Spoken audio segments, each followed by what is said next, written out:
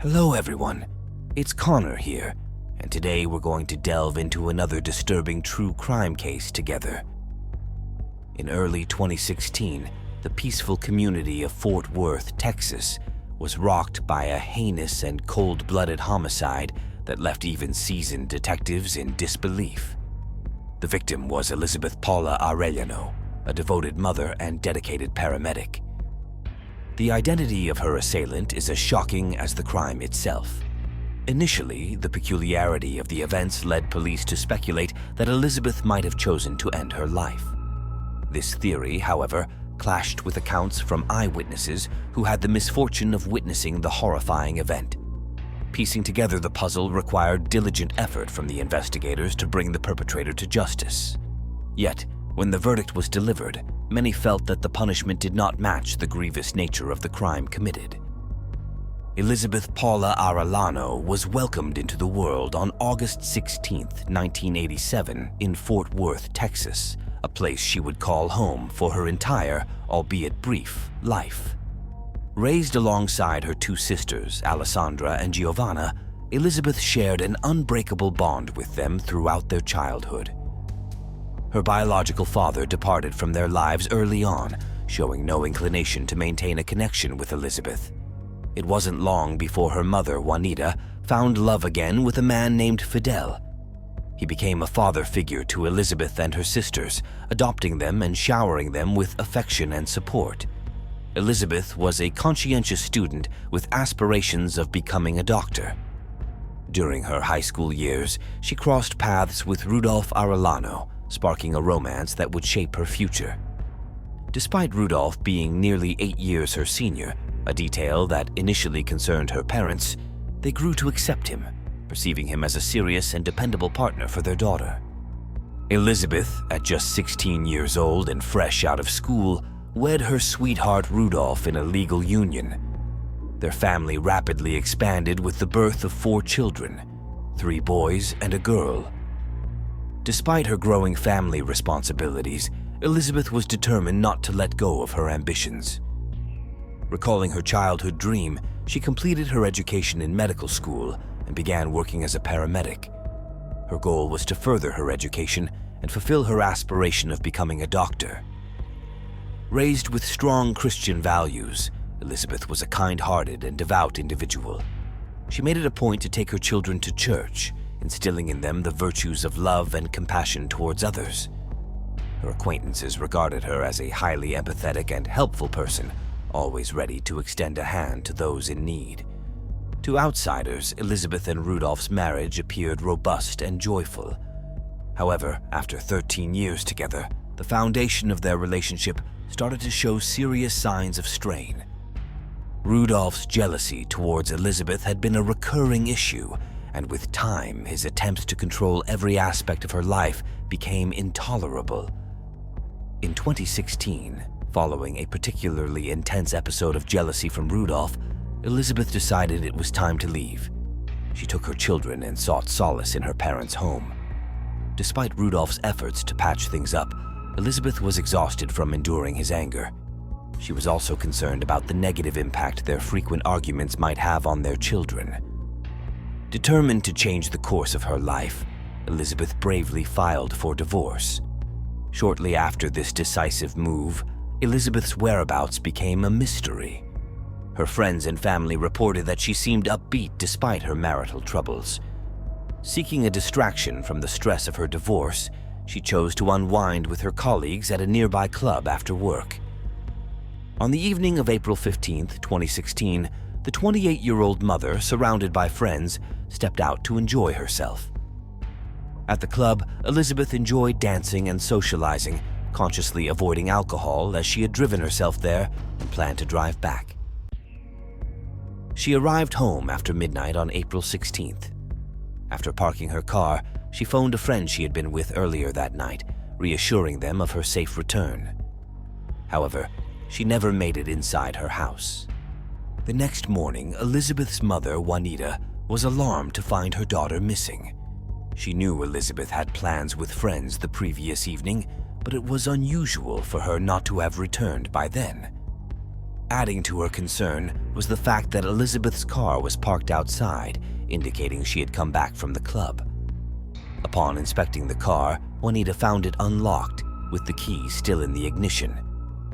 Elizabeth's purse and cell phone were inside on the seat, a clear sign that something was amiss, as Elizabeth would not normally leave her belongings unattended in an unlocked car. Juanita immediately contacted the police to report her daughter missing. The police were hopeful about solving the case quickly, as there were no signs of blood or struggle in the car, suggesting Elizabeth might still be alive. The investigation began by piecing together Elizabeth's movements on the night of her disappearance. Interviews were conducted with friends and colleagues who had been with her before she vanished. They confirmed the time she left for home and mentioned the call she made to confirm her safe arrival. Additionally, Elizabeth's cell phone revealed several unanswered calls and messages from her estranged husband, Rudolph Arellano, who had tried to reach her that night. Upon investigating Rudolph's whereabouts, the police visited him to determine his activities on the night of Elizabeth's disappearance. Rudolph claimed that he had been in touch with Elizabeth the previous night, expecting her to bring the children over for the weekend. However, she ceased responding to his calls, leading him to believe she had a change of heart. Rudolph's alibi for that evening was somewhat dubious. He stated that he spent the evening at a local bar with a friend, returning to his home around midnight and then going to bed.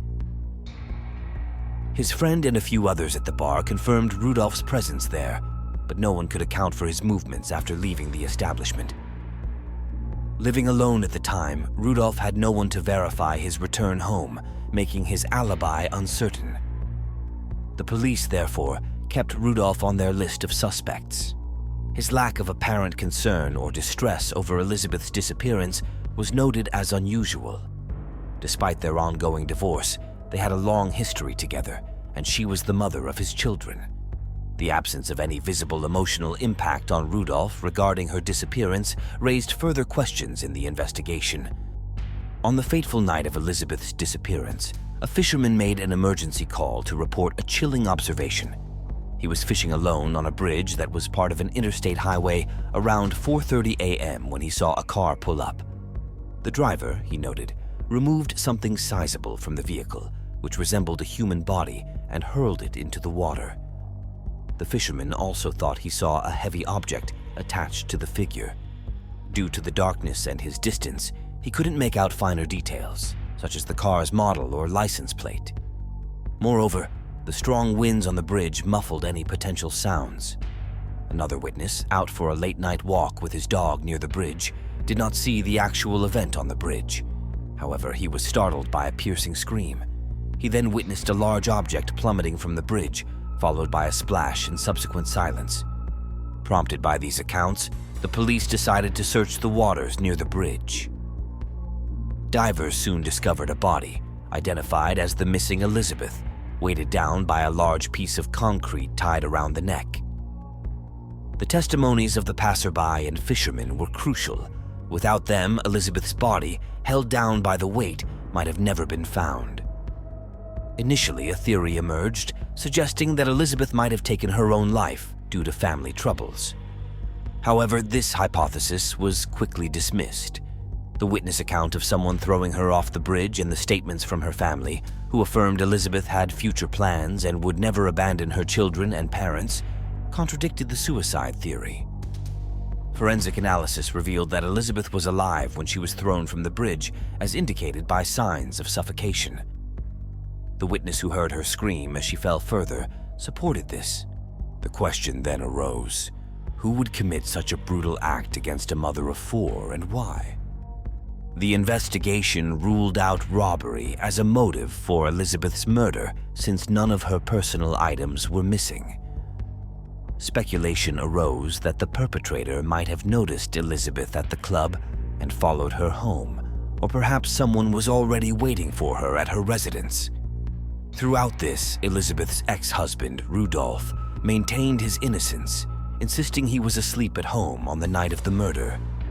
However, his lack of a solid alibi and increasingly suspicious behavior kept him on the list of suspects. At Elizabeth's funeral, Rudolph's actions seemed theatrical. He cried over her coffin, lamenting that he wished to trade places with her or die alongside her. Even Elizabeth's sister momentarily believed in his apparent grief. Rudolph also took an active role in setting up a charity fund for the funeral expenses.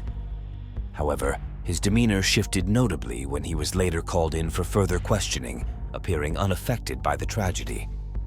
A breakthrough in the case came when CCTV footage revealed a car matching Rudolph's vehicle leaving Elizabeth's parents' house around 3 a.m. on the night of the murder.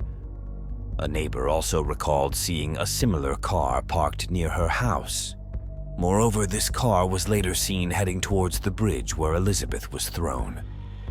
Analysis of Rudolph's cell phone records from the night of the crime raised further suspicions. He made several calls, first near Elizabeth's workplace and then near her parents' home. Unanswered texts to Elizabeth suggested he was trying to determine when she would return. It appeared he had been tracking her movements and ultimately decided to wait at her parents' house. The police then gathered enough evidence to arrest Rudolph as the prime suspect. A crucial piece of evidence came from Elizabeth and Rudolph's eldest son. The boy identified the rope found around his mother's neck as one he had seen in his father's backyard.